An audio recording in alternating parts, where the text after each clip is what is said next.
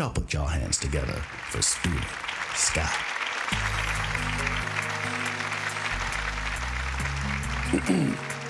The best ever is a clever phrase we overuse when mere greatness becomes our muse or artistic inspiration. But the real celebration of best ever is an endeavor into more than great. Wait, didn't you see the tongue-wagging, shorts baggy, practically dragging teammates to one NC2A, 2 gold? Brother, I was sold when he won 6 NBA rings. But the thing that makes best ever sing? Not scoring titles and MVPs, the double nickel that he sliced the Knicks at their knees, the 63 he put on Bird, Larry Legend saying, please, is that God? Isn't it odd that best ever is not about numbers, but whatever he made you feel just watching? Shock, then awe, then amazing that drops your jaw, might be pride or scorn, depending on whether you were born a Bulls, Knicks, or Celtics fan. Man, he's even better than best ever.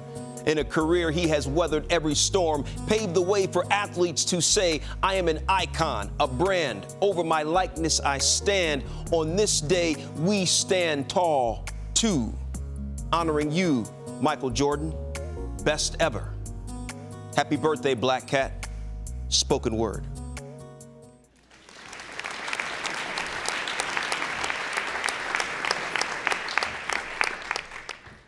Clearly, they picked the least poetic guy in the company to follow that.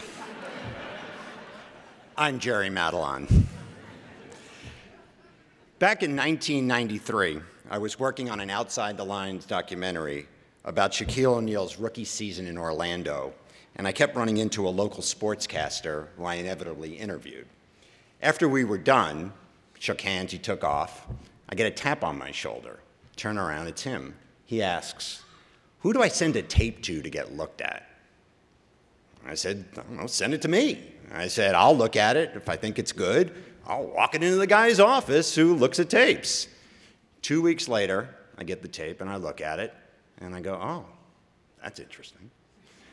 I walk in Al Jaffe's office. I said, Al, you may want to look at this one. This one's a little different. 3 months later, I'm in the newsroom. And I see this guy getting a tour, caught up. He was being auditioned. 6 months later, I look at the talent schedules. There's that guy's name, Stuart Scott.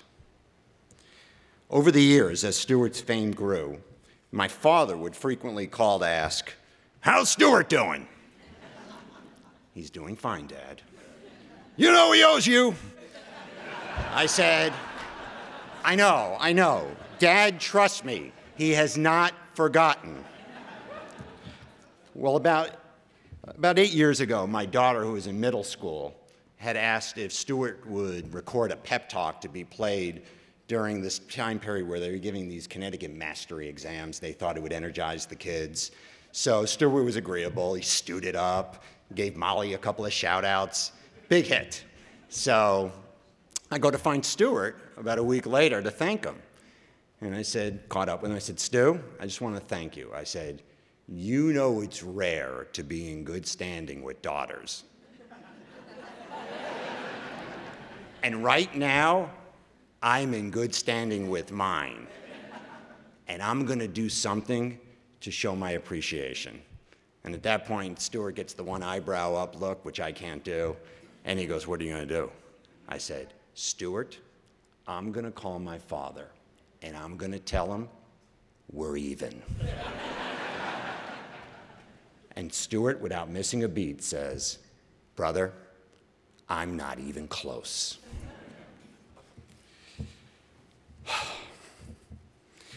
Few, I know, recognize the efforts of others, like Stuart Scott did, especially those of us behind the scenes.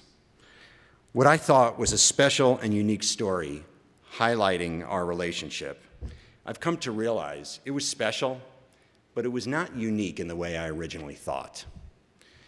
Lots of us have shared stories about our time with Stuart.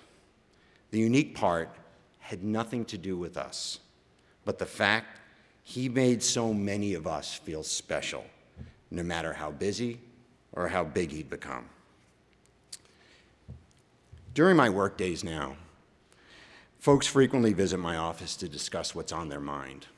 Stuart used to come in frequently, but the meetings were very different. Stuart wanted to talk about the relationships in the company, the people. He didn't want to talk about himself. Generally, there were three consistent themes in those discussions. Number one, excellence.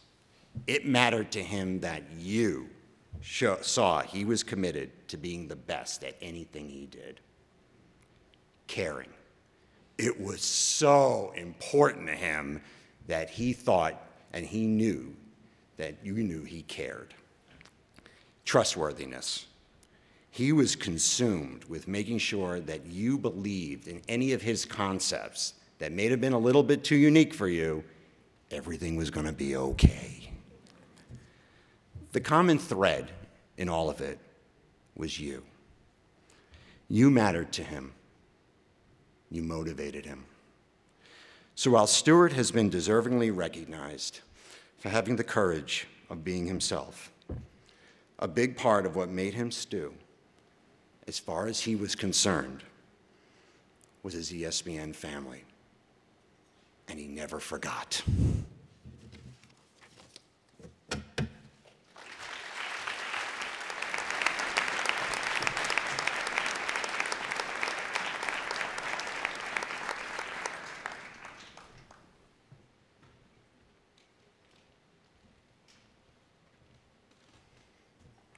That was really good.